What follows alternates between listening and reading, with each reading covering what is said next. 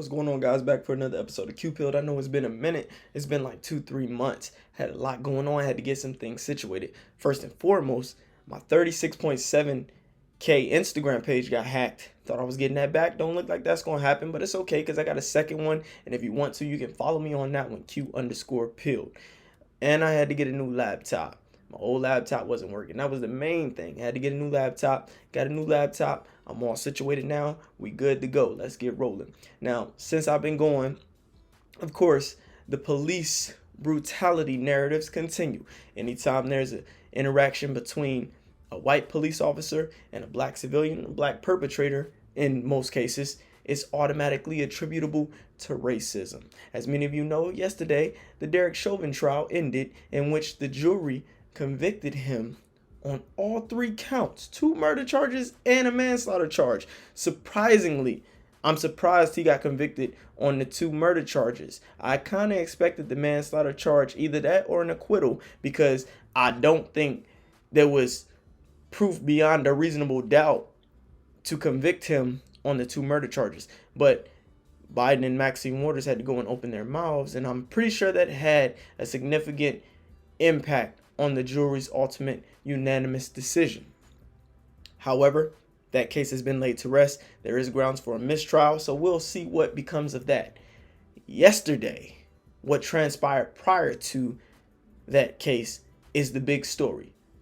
A 16-year-old girl out in Columbus, Ohio was shot and killed by police after wielding a knife. Let's get into it.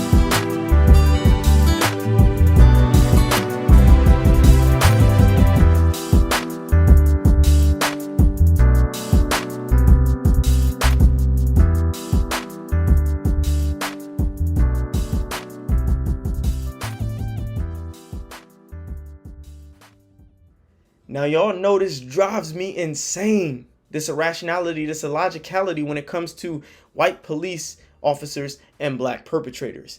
The fact that the left takes this racist perspective, this racist angle, every single negative interaction that occurs between a white cop and a black American is automatically attributable to racism. It's automatically predicated on racism, despite the facts, the reality of the situation. The level, the degree of mental retardation that leftists are exhibiting when it comes to these interactions is mind-blowing. I can't take it no more. Honestly, I can't take it anymore. I'm over my head with it because it's insane, it's asinine, it's ridiculous, it's absurd. It makes my balls itch. Like, you have a 16-year-old girl by the name of Ma'Khia Bryant who allegedly calls the cops that some girls are trying to assault her. The cop pulls up, and she just happened to be the one wielding the knife. I mean, she's wielding a knife. She's wielding a steak knife. Looked like she took off one of Freddy Krueger's fingers, and she's actively attempting to slit another girl's neck as the cop fires rounds and unfortunately ends up killing her. But it was absolutely justified. Do leftists care? No. Do Black Lives Matter care? Absolutely not. Liberals don't give a shit. The only thing liberals see is skin color. White skin, black skin. Which is really weird because they have this weird approach to trying to eliminate racism by focusing on race. And let's forget the fact that statistics show that black people are rarely killed by cops. I mean, less than 1% every year. I mean, last year was like 375 million interactions. It was that 2019, but only 235 black Americans were killed at the hands of cops, 9 being unarmed. And let's not lose sight of the fact that unarmed doesn't mean not a threat, because my fists are a threat if I know how to use them. I'm a threat. My body is a threat. I mean, if you want to be technical, the human body is a serious weapon if you know how to wield it correctly. But the utter disregard for facts, the biases, the morality, the ostracization the judgment and the criticism. The cops, the things that cops have to deal with, despite the fact that they place their lives on the line, is insane. This cop literally saved one girl's life by unfortunately having to take another girl's life. But he saved a girl's life. He saved a girl's life. 2 girls' lives, because she attempted to stab 2 girls. But that does not matter to leftists. Black lives matter. Black lives matter. Black lives matter. The left treats cops like they're Hancock. Y'all know the movie Hancock with Will Smith when he was a superhero? He went about flying around, a vigilante. They didn't give a shit that he stopped the bad guys. They cared about how he stopped them and how ugly it was, and ultimately the damage. Like the one time where he saved the guy on the tracks from the train, and he flips the car, and they just gather around him and start criticizing him and bombarding him with negative comments. Why didn't you just go straight up with the car? I can smell that beer on your breath. Just a whole bunch of shit. Instead of just simply saying, yeah, he saved this guy's life. You know, thank you. I mean, the guy had to say that. No, thank you, Hancock. People shut up. I get to go home and live another day. That's too rational. We're talking about a level of rationality that the left has failed to exhibit. And I'm not sure that they can even reach or attain that level of rationality. Because every time something happens, even when it's justified, especially in this case, they don't give a shit. All they care about is the fact that this was a racist white cop just trying to take another black life. These overgeneralizations of these insignificant accounts relative to the overall amount of interactions that cops and civilians have on a daily, throughout weeks, throughout months, throughout years. This minute percentage of accounts that unfortunately results in an individual's death every once in a while is blown out of proportion to where it's supposed to be this major thing that goes on everywhere all the time, even when we can't see it. Black people are just being hunted by police, and police are just out to eliminate black people. Like LeBron James said, we're literally being hunted, which for some reason I can't understand why it's always we, when the people who are talking, the people who are being interviewed literally have nothing to do with it. They're not tied to this. They're still breathing. They haven't been shot. They haven't been stabbed. They haven't been knelt on. They have literally no dog in this fight. Just an opportunity for them to complain, to riot, to loot, to express their dissatisfaction with cops doing their jobs. Like I said, I can't imagine being a cop. I can't imagine being someone who goes to work every day and place my life on the line just to make a decision that can ultimately save my life, and it comes back to bite me in the ass, to where I have to worry about being exterminated, being terminated, or going to jail. Let's take a look at the footage, because I got to tell y'all, and it is graphic. You know, if you guys don't want to watch, you don't have to watch. It is graphic, just a forewarning, but this is what happened.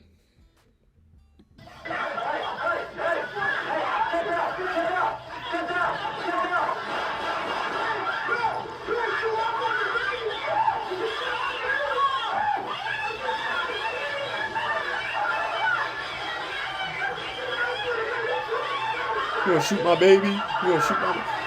If this is his baby, why didn't this guy do anything? Why is there a grown-ass man sitting there? Why did he let his daughter... Did you guys see him attempt to kick the girl that she was trying to stab?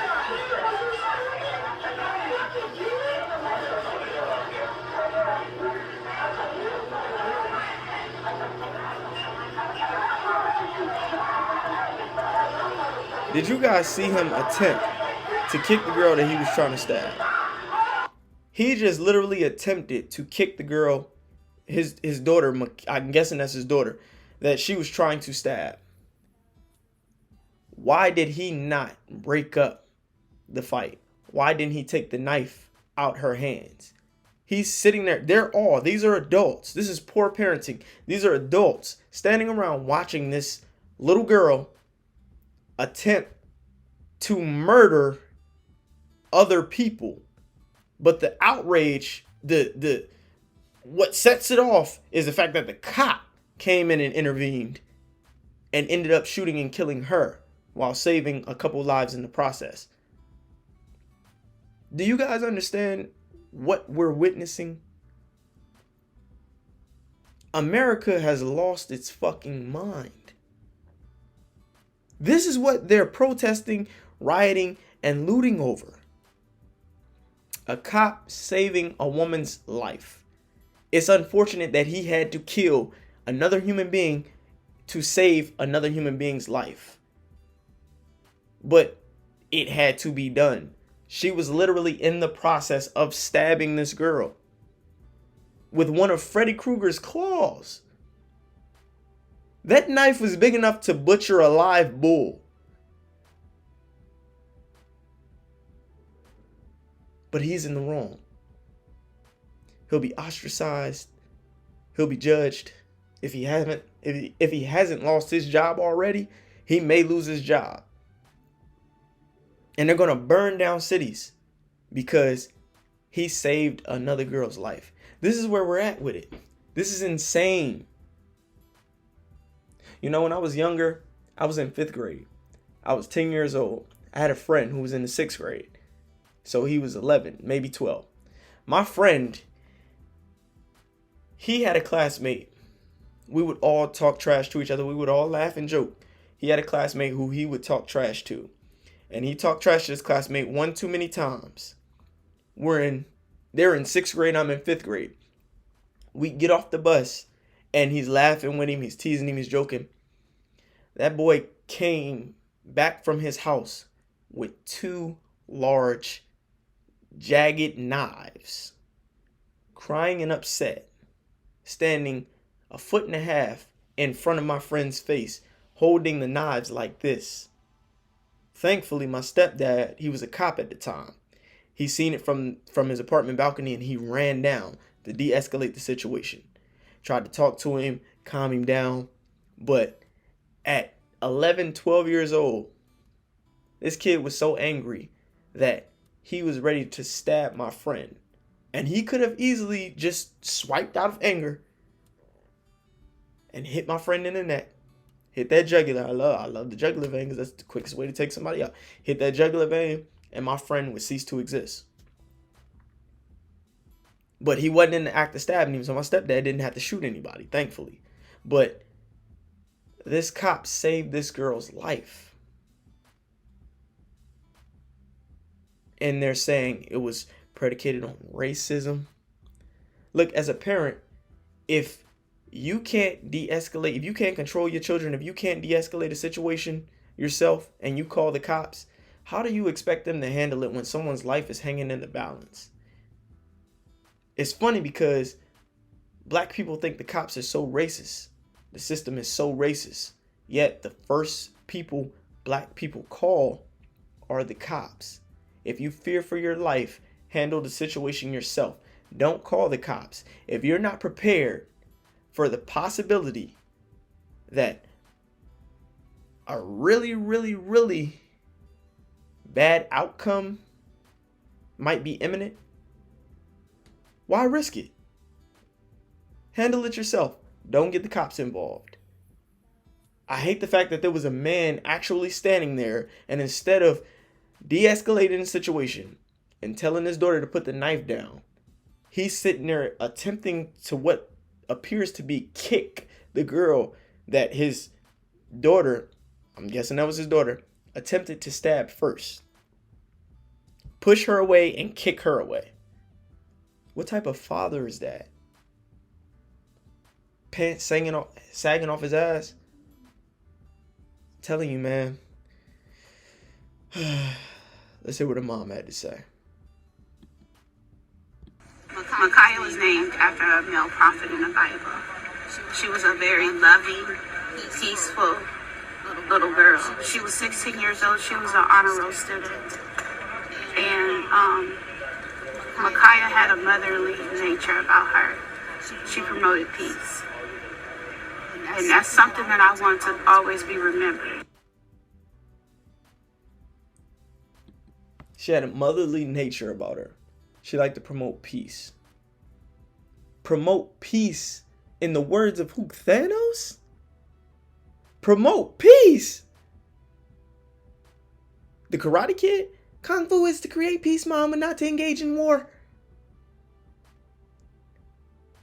Look, I'm not saying she's not any of those things, but from what I saw, the only peace she was trying to promote was cutting other bitches into pieces. That's the only peace I seen her trying to promote.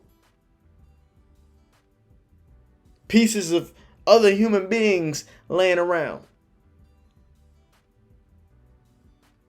That girl had more enthusiasm than any butcher I've ever seen. Promote peace by trying to stab other girls. And what is it with this whole, she was 15, she was 16, depending on which news outlet you ask. Why do we act like teenagers are incapable of violence? Why do we act like teenagers are incapable of taking other lives? Can you imagine if a zombie apocalypse came? Oh, we can't kill the teenagers. What? Don't kill her. She's just 15. Never mind the fact that they're carnivorous, flesh-eating cannibals.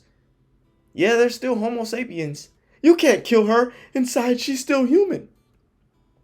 Never mind that. There's a person in there.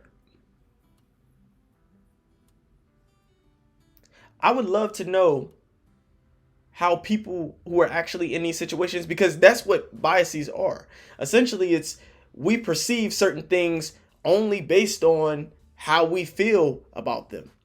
So who wouldn't shoot a person attempting to stab them or someone that they care about? I know I would. If you're attempting to stab me or a loved one, you're getting shot and I'm shooting to kill. I wonder how many of these activists would have let her stab them or one of their loved ones. Because that seems to be the only way individuals understand a situation in its entirety. From a more empathetic view. Me in your shoes, the emotions you feel. They really treat cops like cops are robots, like cops have no emotion, like cops are not supposed to fear for their lives. When cops die at the hand of criminals, I mean, this happens. There's examples all around the internet. You can go on YouTube. There's body cam footage of cops being eliminated by criminals. They have to take extra precaution because criminals fear them. They don't want to go to jail. Some of them would rather die than go to jail. They'll take their chances having shootouts with cops, rather than turning around, cooperating, complying, hands behind your back, and going to jail. But this is where we're at with it.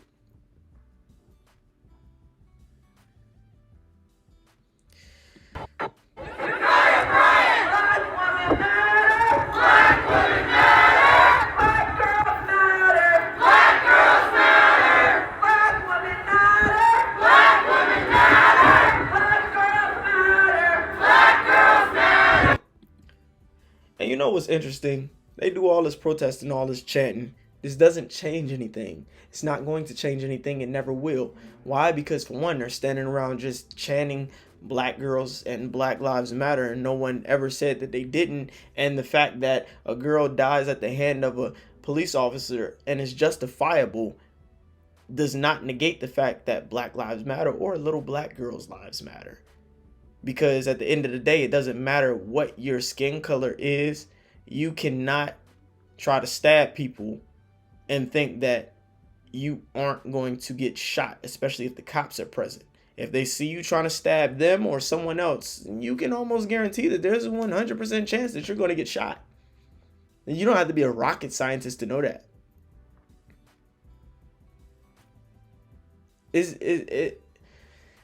Oh man. We place too much value on subjectivity, on our biases, on emotion, irrationality. We don't care about the facts. There's a race war. There's about to be a race war if there isn't already. This is getting ridiculous. Cop is a hero in my eyes. He's a hero. He did what he needed to do. He did what had to be done. The killing of 16-year-old Ma'Khia Bryant by the Columbus police is tragic. She was a child. We're thinking of her friends and family and the communities that are hurting and grieving her loss.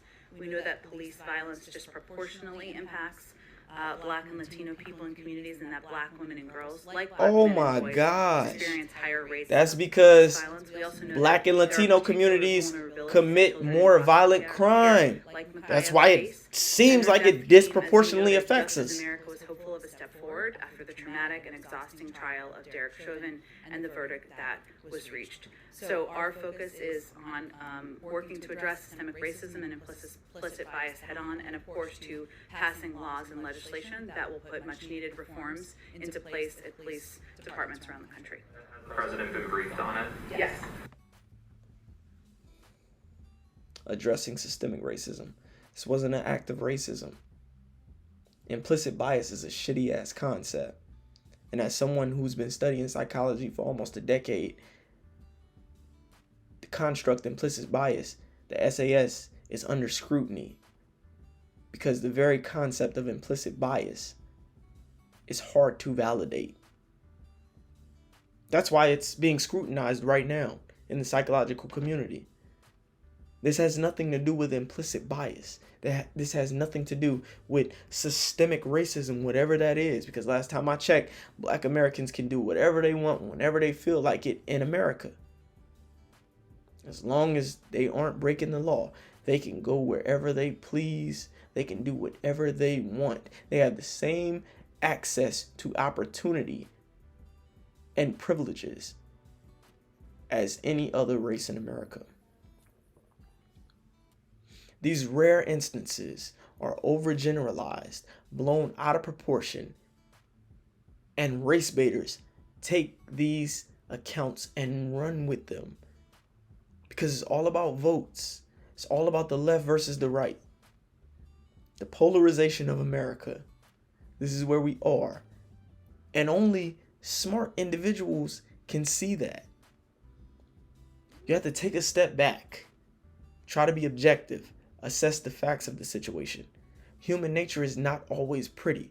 There's never going to come a day in America where someone, especially a Black person, with the rate that Black people commit violent crime in general, where someone is going to die at the hand of a police officer. There's never going to be a day where that doesn't happen at some point in time somewhere in America. Because criminals are going to criminal. They're not going to stop. They don't care about law enforcement. They don't care about the laws. They're not going to stop. This is going to happen. Cops are human beings. They feel fear. They have families. They come out every day and place their lives on the line. Cops have died at the hands of criminals. This idea, this utopian dream that we live in a world where XYZ can be eliminated, when XYZ is a part of human nature, it's unrealistic. It's not going to happen. When a cop's adrenaline is rushing and he doesn't know if he's going to live to see the next minute, he's not concerned with if his course of action is going to result in a Black Lives Matter protest. Self-preservation, ladies and gentlemen. It's an actual phenomenon. We have allowed these racist narratives to override logicality, objectivity, reason, to the point where it's almost non-existent. Well-established facts built on axiomatic principles are now being questioned. We're to the point where we live in a world where it can be whatever you want it to be as long as you feel it can be that way. That is why America is currently in a state of chaos. Because when you eliminate logic, when you eliminate objectivity, you eliminate logic. And when you eliminate logic, you eliminate order. And when you eliminate order, everyone's feelings are free to run rampant in whichever direction they feel their feelings must run in order to make themselves comfortable, to feel justified, to rationalize, to believe whatever they want to believe, to behave however they want to behave, and tell themselves that it's okay because XYZ made them feel this way. I'm not saying we can't have morality. I'm saying we can't just operate on pure emotion, on pure impulse, on pure irrationality. But this is what you get. America is going to end up in a hellhole too deep to claw its way back out of. And that's the reality of it. Because we're allowing emotion to dictate and govern our society. I'm Suave Q. Thanks for joining me on my Q Pill podcast. Over and out.